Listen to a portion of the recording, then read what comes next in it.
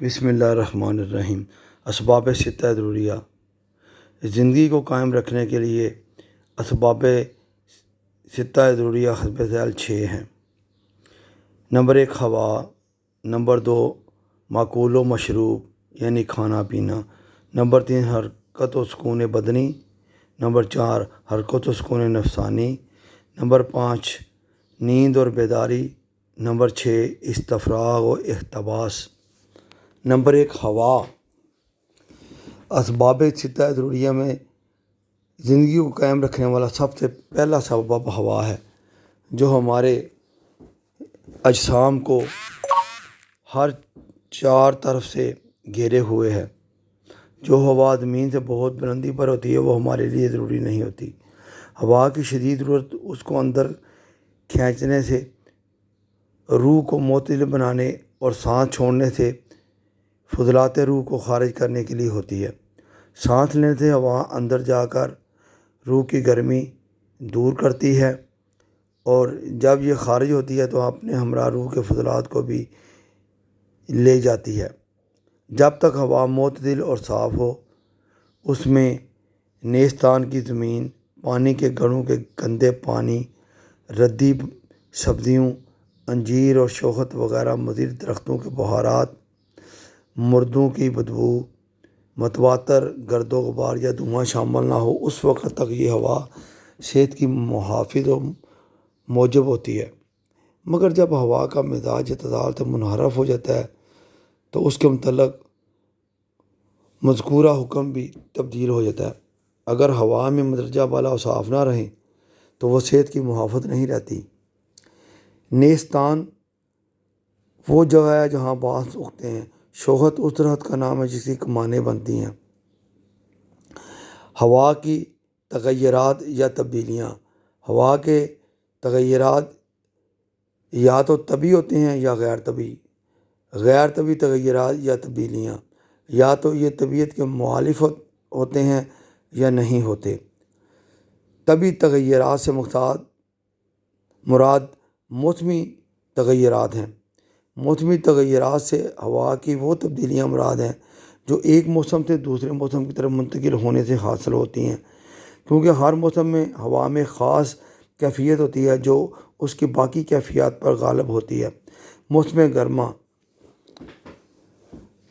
ہر موسم مناسب امراض پیدا کرتا ہے اور مخالف مزاج امراض کو دور کرتا ہے۔ اس لیے موسم گرما صفرا کو ہیجان میں لا کر صفراوی امراض، تب نائبہ، تب محرقہ، پیاس، بے چینی، یرقان وغیرہ جیسے صفراوی امراض پیدا کرتا ہے۔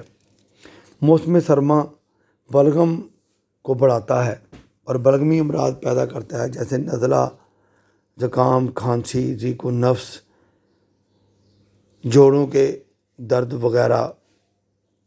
موسم خزاں۔ موسم خزاں میں بکثرت امراض پیدا ہوتے ہیں کیونکہ اس موسم میں ہوا میں کثیر اختلاف اور تغیر پیدا ہوتا رہتا ہے۔ چنانچہ اس موسم کی رات اور صبح ٹھنڈی اور دوپہر گرم ہوتی ہے۔ نیز اس سے پہلے موسم گرما ہونے کی وجہ سے بدن ڈھیلا، قوا کمزور، صفرا زیادہ اور اخلاق متحرک یعنی جل جاتے ہیں۔ علاوہ ازیں اس موسم میں میوے بکثرت ہوتے ہیں جو ہضم نہ ہو سکنے کی وجہ سے ردی رطوبات پیدا کرتے ہیں۔ اس موسم میں صداع زیادہ اور خون مخالف مزاج کی وجہ سے کم پیدا ہوتا ہے۔ گویا موسم خزاں موسم گرما کے بچے کھچے امراض کا ذمہ دار ہوتا ہے۔ موسم بہار۔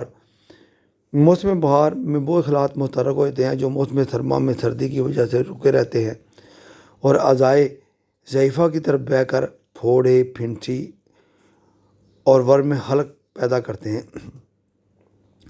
جن امراض مادی کے مواد موسم سرما میں ساکن ہو چکے ہوتے ہیں، ان میں بھی اس موسم میں حرکت پیدا ہو جاتی ہے، مگر یہ حرکت اس موسم کی خرابی کی وجہ سے پیدا نہیں ہوتی، کیونکہ یہ تمام موسموں میں سے بہترین موسم اور تمام موسم میں زندگی کے لیے زیادہ موافق موسم ہے، بلکہ اس کی وجہ اس موسم کی لطیف حرارت ہوتی ہے۔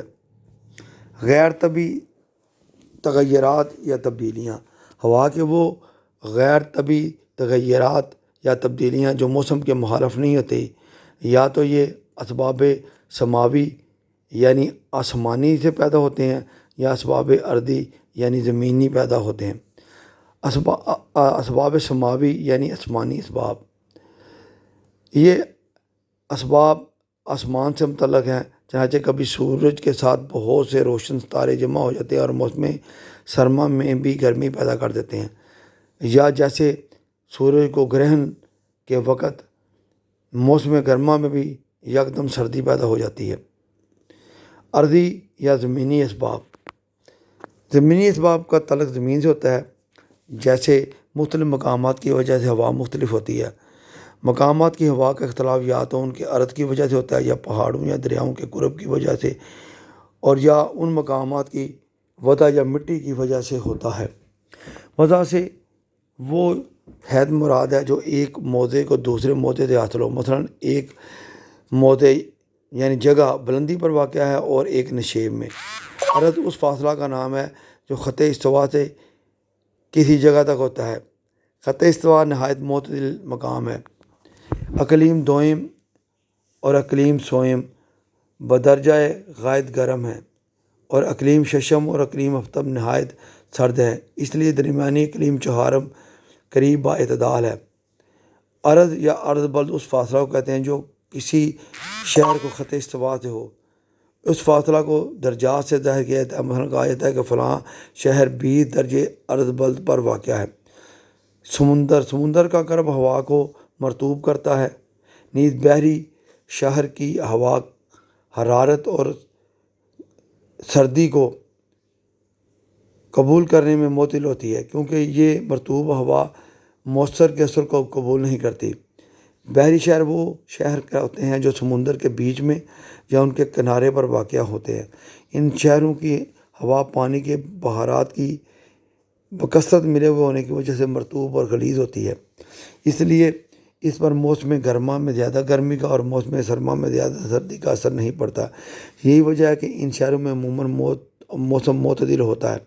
پہاڑ، شہر کے شمال کی جانب کا پہاڑ شہر کی سرد اور خشک ہواؤں کو شہر میں داخل ہونے سے روکنے اور جنوبی گرم تر ہواؤں کو شہر میں بند رکھنے اور سورج کی شعاؤں کا عکس ڈالنے کی وجہ سے گرمی پیدا کرتا ہے، اور جنوبی پہاڑ شمالی پہاڑ کے الٹ ہوتا ہے۔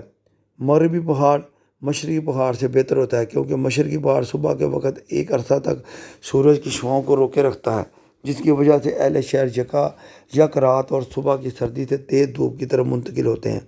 نیز مشرقی پہاڑ باد صبح یعنی صبح کی ہوا مشرقی ہوا کو جو مغربی ہوا سے بہتر ہوتی ہے شہر میں داخل ہونے سے روکتا ہے۔ ہوا اگرچہ یہ دونوں ہوائیں قریب با اعتدال ہیں، تاہم باد صبح افضل ہے، اور اس فضیلت کی وجہ کہ وہ صبح کے وقت سورج کے ساتھ ساتھ حرکت کرتی ہے، اور مغربی ہوا شام کے وقت سورج کی حرکت کے خلاف چلا کرتی ہے۔ بلند اور مرتفع شہر کی ہوا سرد اور صحت بخش ہوتی ہے، اور جو شہر وضع میں برابر ہوتا ہے اس کی ہوا بھی بہت صحت بخش ہوتی ہے۔